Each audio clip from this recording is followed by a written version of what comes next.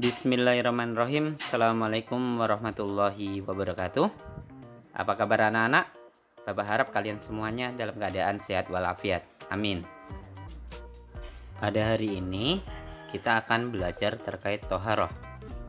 Sebelum kita mulai belajar, mari bersama-sama kita memohon kemudahan kepada Allah Subhanahu wa taala. Berdoa dimulai. Billahi minasyaitonirrajim. Bismillahirrahmanirrahim. Rabbi shrahli sadri wa yassirli amri wahlul 'uqdatam bil lisani yafqahu qawli. Rabbi zidni ilma warzuqni fahma. Rabbana atina fid dunya hasanah wa fil akhirati hasanah wa qina adzabannar. Amin. Berdoa selesai. Dengan doa tadi kita diperlancar dalam menerima materi hari ini. Amin ya Rabbal Alamin. Amin. Anak-anak, pada kesempatan ini kita akan belajar terkait toharoh. Toharoh artinya bersuci. Toharoh ialah mensucikan diri dari najis dan hadas. Najis adalah kotoran yang berasal dari luar tubuh kita. Contohnya, ketika kalian menginjak kotoran ayam, kotoran kucing, bekas air kencing, dan lainnya. Sedangkan hadas adalah kotoran yang berasal dari dalam tubuh kita. Hadas dibagi menjadi dua, yaitu hadas kecil dan hadas besar. Contoh hadas kecil yaitu ketika kalian buang air kecil, buang air besar, dan kentut atau buang gas.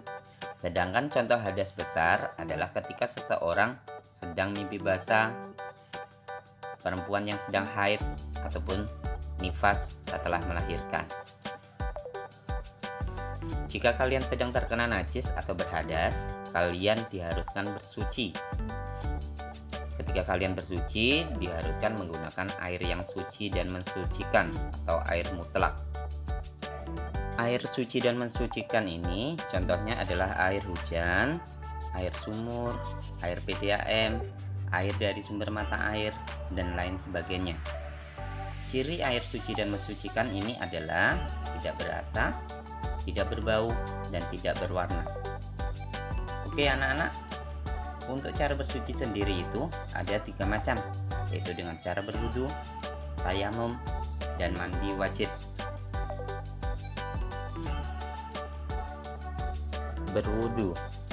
Berwudu yaitu bersuci dengan air yang suci dan mensucikan.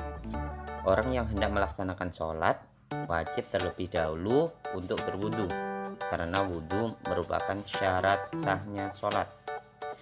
Adapun tata cara berwudu yaitu yang pertama, mencuci kedua belah tangan sampai pergelangan tangan dengan bersih sambil membaca basmalah. Bismillahirrahmanirrahim. Kemudian dilanjutkan berkumur-kumur sebanyak 3 kali. Selesai berkumur, dilanjutkan mencuci lubang hidung sebanyak 3 kali. Setelah itu, dilanjutkan mencuci muka 3 kali. Mulai dari tempat tumbuhnya rambut kepala hingga bawah dagu, dan dari telinga kanan ke telinga kiri, sambil membaca niat. Nawaitul wudu'a li raf'il hadatil asghari fardhal lillahi ta'ala. Setelah itu kita lanjutkan dengan mencuci kedua belah tangan hingga siku-siku sebanyak 3 kali. Dianjurkan mendahulukan yang kanan terlebih dahulu, baru kemudian yang kiri. Selesai mencuci kedua belah tangan, terus menyapu sebagian rambut kepala sebanyak 3 kali. Setelah itu dilanjutkan menyapu kedua belah telinga sebanyak 3 kali. Dan yang terakhir yaitu mencuci kedua belah kaki hingga mata kaki sebanyak 3 kali. Kemudian kita berdoa. Bacaan doa setelah wudhu yaitu asyhadu alla ilaha illallah wahdahu la syarikalah wa asyhadu anna muhammadan abduhu wa rasuluh. Allahumma ij'alni minat tawwabina waj'alni minal mutatahhirina waj'alni min ibadikas sholihin. Dalam melaksanakan wudhu ini, wajib bagi kita mengerjakan sesuai dengan urutannya. Artinya, yang harus didahulukan, kita dahulukan. Dan yang mana harus akhir, harus kita akhirkan. Artinya, dalam melaksanakan wudhu ini, kita harus tertib. Berikut Bapak kasih terkait tata cara berwudhu.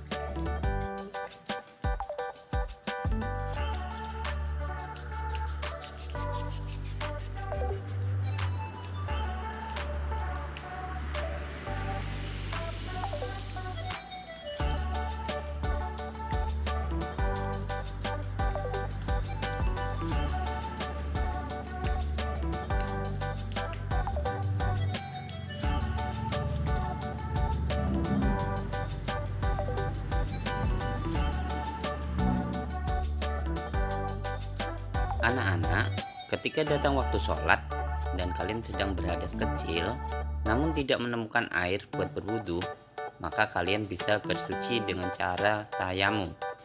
Tayamum adalah bersuci dengan menggunakan debu atau tanah suci. Tayamum juga boleh dilakukan oleh orang yang sakit, dan jika terkena air akan kambuh atau bertambah parah sakitnya. Untuk melakukan tayamum sungguh sangat mudah.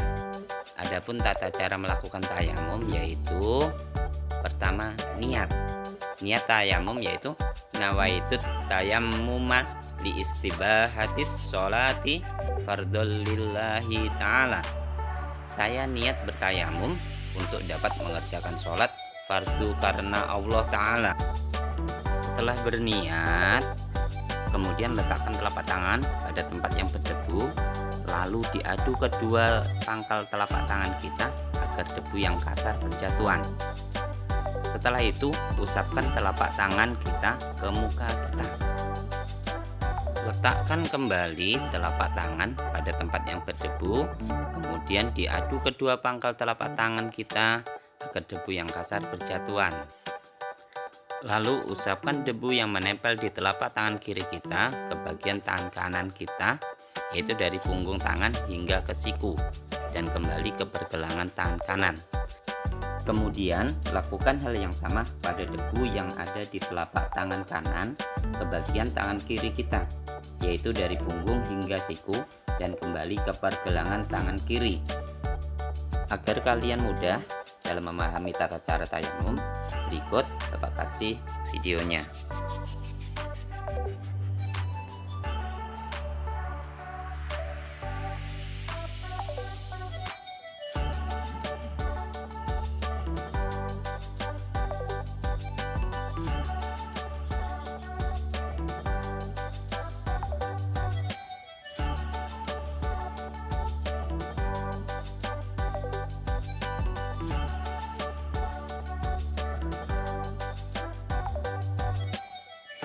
Mandi wajib disebut juga mandi junub atau mandi besar. Mandi wajib adalah cara untuk membersihkan diri dari hadas besar. Mandi junub hukumnya wajib bagi seseorang yang dalam kondisi tertentu seperti setelah haid, berhubungan intim, keluarnya air mani, baik sengaja atau tidak sengaja seperti akibat mimpi basah, dan keluarnya darah nifas.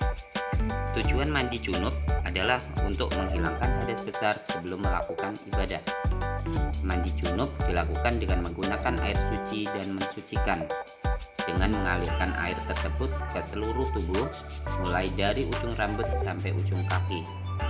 Ketika kita bersuci dengan cara mandi junub, ada cara dan ketentuan tertentu dalam pelaksanaannya. Contohnya seperti dalam hal niat dan urutannya. Bila mandi junub ini tidak dilakukan dengan benar, apalagi malah tidak melakukannya sama sekali, maka ibadah-ibadah yang kalian jalankan selama belum melaksanakan mandi wajib tidak akan sah. Cara mandi junub adalah sebagai berikut. Yang pertama, niat. Cara mandi junub yang pertama tentunya adalah niat. Sebenarnya cara mandi junub bisa dibilang tidak terlalu jauh berbeda dengan mandi yang biasa kalian lakukan. Namun, perbedaan paling utama terdapat pada pelafalan niat ini. Kalian bisa melafalkan niat berikut ini saat mandi wajib. Yang pertama, niat mandi wajib karena disebabkan oleh mimpi basah, yaitu keluarnya cairan mani atau setelah berhubungan badan suami istri. Niatnya adalah nawaitul ghusla li raf'il hadasil akbari minal janabati fardhu lillahi ta'ala. Saya niat mandi untuk menghilangkan hadas besar dari jinabah, fardu karena Allah Ta'ala. 2. Jika hadas besar pada perempuan disebabkan oleh keluarnya darah haid, maka doa niat mandi junub yang harus dibaca adalah nawaitul ghusla li raf'il hadasil akbari minal haidi fardhu lillahi ta'ala. Artinya, aku niat mandi untuk menghilangkan hadas besar dari haid, fardu karena Allah Ta'ala. 3. Jika hadas besar pada perempuan disebabkan oleh keluarnya darah dari organ intim setelah melahirkan atau nifas, maka doa niat mandi junub yang harus dibaca adalah nawaitul ghusla lirraf'il hadasil akbar minan nifasi fardhu lillahi ta'ala. Saya niat mandi untuk menghilangkan hadas besar dari nifas, fardu karena Allah Ta'ala. Cara mandi wajib yang kedua yaitu mencuci kedua tangan sebanyak 3 kali. Selanjutnya, yang ketiga, membasuh alat kelamin dari kotoran dan najis. Untuk membasuh ini disunahkan menggunakan tangan kiri. Selanjutnya yang nomor 4 yaitu mencuci tangan dengan sabun agar bersih kembali setelah membasuh kotoran. Yang kelima, mengambil wudhu sebagaimana biasa. Yang keenam, membasahi rambut hingga ke sela-sela rambut kepala, dan khusus wanita diperbolehkan tidak mengurai rambutnya. Yang ketujuh, membasuh keseluruhan rambut di kepala dengan mengguyurnya sebanyak 3 kali. Yang kedelapan, siram anggota badan hingga merata. Disunahkan mendahulukan sebelah kanan terlebih dahulu, kemudian ke sebelah kiri. Jangan lupa menggosok bagian tubuh, terutama bagian yang sulit seperti pusat, ketiak, lutut, dan lain-lain supaya terkena air. Dan yang terakhir, kalian bisa melanjutkan dengan mandi seperti biasa. Oke anak-anak, mungkin itu saja terkait materi toharoh yang bisa Bapak sampaikan. Ada kurang lebihnya Bapak mohon maaf. Akhirul kalam, wassalamualaikum warahmatullahi wabarakatuh.